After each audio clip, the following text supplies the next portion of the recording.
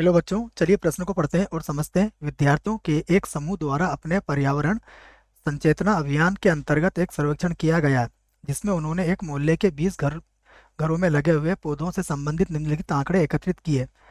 प्रति घर माध्य पौधों की संख्या ज्ञात कीजिए। यहाँ पर हमें एक बंटन दिया गया है, पौधों की संख्या, घरों की संख्या और माध्य ज्ञात करने के लिए आप किस विधि का प्रयोग किया है और क्यों, यह भी हमें बताना है। प्रश्न को हल करने से पहले हम प्रश्न के लिए मुख्य अवधारणा लिखेंगे। तो प्रश्न के लिए लिख लेते हैं यहाँ से मुख्य अवधारणा। मुख्य अवधारणा जिसकी सहायता से हम इस प्रश्न को हल करेंगे।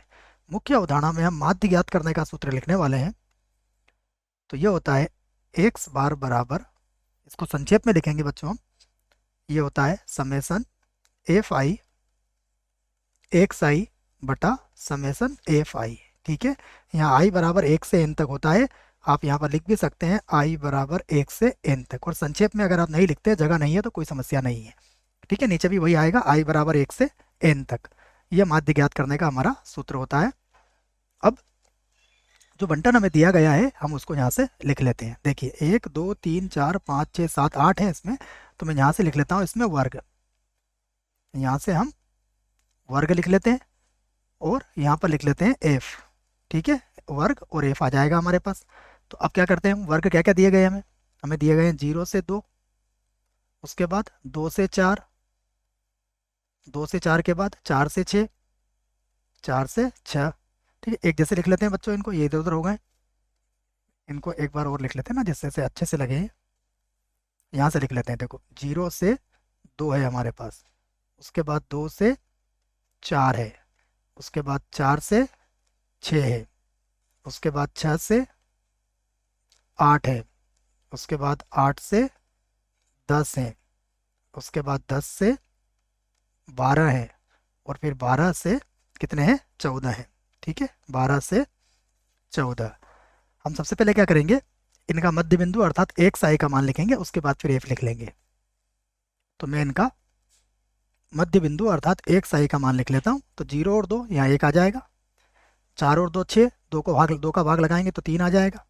इसी प्रकार यहाँ 5 आ जाएगा, यहाँ पर होगा 7, यहाँ पर होगा 9, यहाँ पर होगा 11, और यहाँ पर हो जाएगा 13। और अब हमें जो एफ दिया गया है हम उस एफ को लिख लेते हैं। एफ हमें दिया गया है 1, उसके बाद है 2, उसके बाद फिर से है 1, फिर है 5, 5 के बाद है 6, 6 के बाद है 2, और 2 के बाद है 3। और अब हमें ज्ञात करना है यहाँ पर एफ आई एक्स आई, जो आसानी से ज्ञात कर सकते हैं हम। देखो ये हो जाएगा 1, 3 का 2 से गुणा करेंगे तो ये आ जाएगा 6, 5 का 1 से गुणा करेंगे तो ये आ जाएगा 5, 7 का 5 से गुणा करेंगे तो ये हो जाएगा 35, 9 का पड़ा 6 बार बोलेंगे तो 9 पंजे 45, 9 चंकी 54 हो जाएगा। ठीक है, कितना हो जाएगा ये 54। उसके बाद 11 का पड़ा 2 बार बोलेंगे तो ये 22 आ जाएगा। तेरतिया ये हो जाएगा 39। अब हम इनको जोड़ लेते हैं। देखिए एफ का मान तो कितना आएगा, 20 ही आएगा, क्योंकि हमें दिया हुआ है प्रश्न में। और इसे जोड़ लेते हैं हम, तो ये हो जाएगा हमारा 162। 162। अब हम माध्य ज्ञात करने का सूत्र यहाँ पर लगा देते हैं। तो माध्य बराबर क्या होगा, समेसन आई बराबर 1 से n तक एफ आई एक्स आई, और बटे में भी क्या आता है, समेसन आई बराबर 1 से n तक एफ आई। ठीक है ना, और संक्षेप में भी मैंने इसको लिखना बता दिया है आपको। तो माध्य को हम किससे व्यक्त करते हैं हर बार, एक्स बार से। ये हमारे पास कितना आया, 162 आया है योगफल, और 162 के बाद बटे में कितना आया है, 20। तो भाग लगा देंगे, देखो तो ये हो जाएगा हमारे पास, अगर 2 से भाग लगाएंगे तो कितना आ जाएगा, ये आ जाएगा 2 अट्ठे 16, 81, और एक संख्या के बाद दशमलव लगा देंगे। तो ये आपके प्रश्न का क्या है, उत्तर है। तो हमारे प्रश्न का उत्तर आ चुका है। अब हम लिखेंगे यहाँ पर कि यहाँ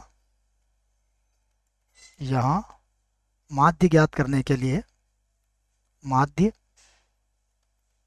ज्ञात करने के लिए प्रत्यक्ष विधि प्रत्यक्ष विधि का प्रयोग किया गया है, प्रयोग किया गया है क्योंकि क्योंकि इस विधि से,